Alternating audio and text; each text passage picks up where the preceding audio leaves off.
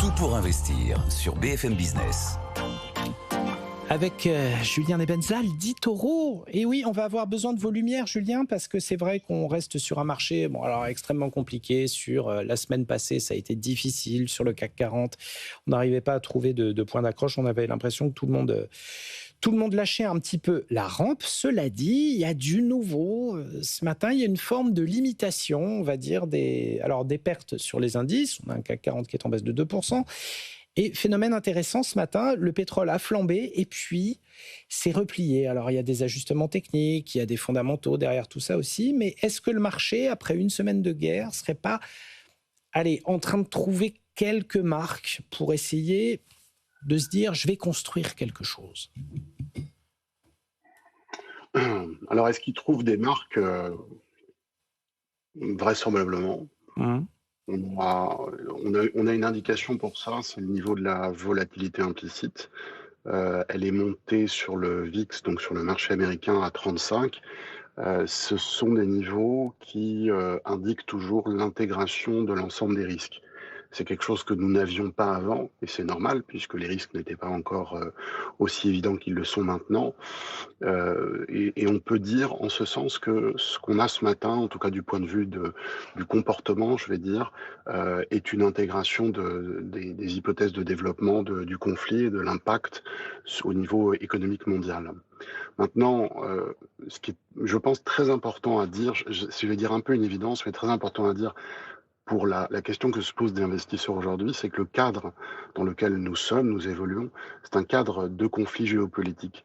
Ça a commencé évidemment avec la Russie, le Liberation Day c'est la même chose, le Venezuela c'est la même chose, l'Iran c'est la même chose, et si on remonte un petit peu le fil, ça commence déjà d'une certaine manière avec le Brexit.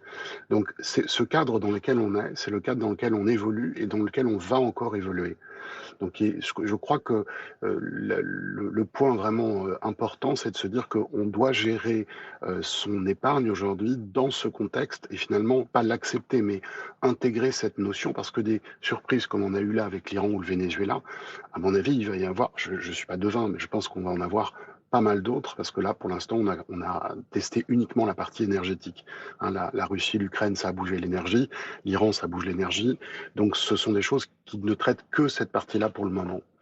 Alors, qu'est-ce qu'on peut faire dans ce contexte? Je crois que si on est déjà positionné sur les marchés, la seule chose à faire, c'est finalement de vérifier que le portefeuille qu'on a correspond au niveau de risque qu'on peut supporter. Parce que comme toujours, quand les choses vont très bien, on est partant pour prendre du risque. Et puis quand ça va mal, on commence à se demander, on va réduire l'exposition, en général pas dans les meilleures conditions. Et donc on prend une mauvaise décision financière à la fin. Donc toujours avoir un portefeuille qui correspond à ce niveau de risque.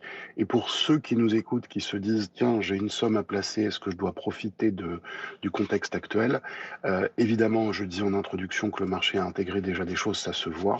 Je pense toutefois que nous ne sommes pas du tout sur un niveau de pessimisme particulier et que donc l'investissement, on en parlait avec vendredi matin avec Christopher, l'investissement qui utilise le DCA, c'est-à-dire faire évoluer, on en a parlé dans notre émission ici, faire évoluer son investissement sur plusieurs semaines ou sur plusieurs mois, c'est très adapté. C'est vraiment très adapté. Je dirais même que 2026 doit être un très bon exercice pour la mise en place du DCA, donc de l'investissement programmé régulier et de voir son bénéfice.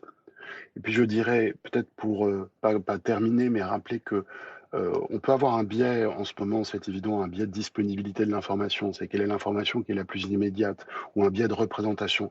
Qu'est-ce qui est important en ce moment dans le monde? On ne doit pas sous-estimer du tout le reste, l'ensemble des choses qu'on a déjà dites. Je vous rappelle du point de vue du cycle financier, le Nasdaq a fait un sommet il y a plus de 3 mois, alors que le S&P, lui, refaisait un nouveau sommet. C'est ce qu'on appelle une divergence entre deux marchés leaders. Ça n'est pas une bonne chose en soi.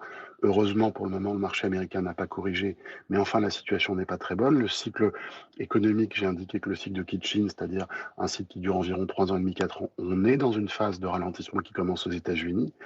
Et tout ce qu'on a dit, tout ce que j'ai rappelé sur la géopolitique et la dette va aboutir à nouveau à des mouvements importants sur les marchés d'échange. Donc en fait, ne perdons pas de vue qu'il y a tout un ensemble de choses qui, en plus de cette situation géopolitique, vont encore agir cette année en 2026. Julien, vous parliez justement du marché d'échange, rebond immédiat. Il y a un phénomène qui paraît très étonnant là, en ce moment, depuis quelques semaines, sur ce marché de guerre, entre guillemets. On a certes un repli vers beaucoup de valeurs refuges, mais la plus étonnante de toutes, finalement, c'est le dollar. Malgré une situation économique qui ne lasse pas de préoccuper du côté des États-Unis, malgré cette entrée en guerre qui est énormément coûteuse et qui va aggraver le déficit, et Donald Trump compte en mettre encore sur la table pour poursuivre les opérations, le dollar, lui, a repris des couleurs, à croire que voilà, dans le match entre dollar et or sur l'ultime valeur refuge, en ce moment, on choisit le dollar, on choisit, comme dirait Wilfried Galland, Montpensier, que je salue, qui était là ce matin, finalement, on fait confiance à celui qui a le plus grand nombre de porte-avions. Alors, le fait que l'or ait beaucoup monté avant participe probablement à une anticipation à long terme des investisseurs, mais aussi des banques centrales. Parce que les banques centrales sont quand même très très bien informées du niveau des dettes et du niveau de la masse monétaire et de la relation qu'il y a entre les deux. Et ce sont elles qui ont beaucoup acheté de l'or. Donc le mouvement qu'on a eu sur l'or, c'est un mouvement pour moi qui n'appartient pas à des réactions de court terme face à un risque géopolitique, mais beaucoup plus lié à une perception monétaire de long terme, notamment tout ce qui concerne les anticipations d'inflation. Pour la partie du dollar, le dollar a tendance à devenir une valeur refuge dès lors qu'il y a un conflit. Et l'analogie, l'expression celui qui a le plus de porte-avions correspond tout à fait. C'est exactement ce qui se passe. Mais attention, il y a une différence entre tout ce qu'on a connu par le passé, je parle des 50, 60 dernières années, où le dollar réagissait comme ça, et la période actuelle, c'est que maintenant nous avons un groupe de pays qui a envie de tenir tête aux USA. Et la particularité du moment, et c'est ce qui explique la force du dollar, c'est que ces pays n'ont pas encore réellement réagi. Les problèmes du Venezuela, la situation du Venezuela puis celle de l'Iran sont des choses qui impactent directement la Chine et indirectement aussi la Russie.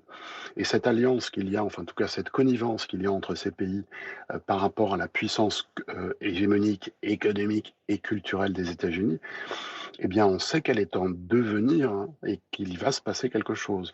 Donc le dollar, là en ce moment, il reflète quelque chose de court terme, à mon avis de classique, le refuge vers les porte-avions comme vous avez indiqué, mais c'est pas pour autant qu'il va y avoir quelque chose de si puissant que ça sur le dollar. Attendons de voir comment réagissent les autres empires, puisqu'on parle d'empire maintenant.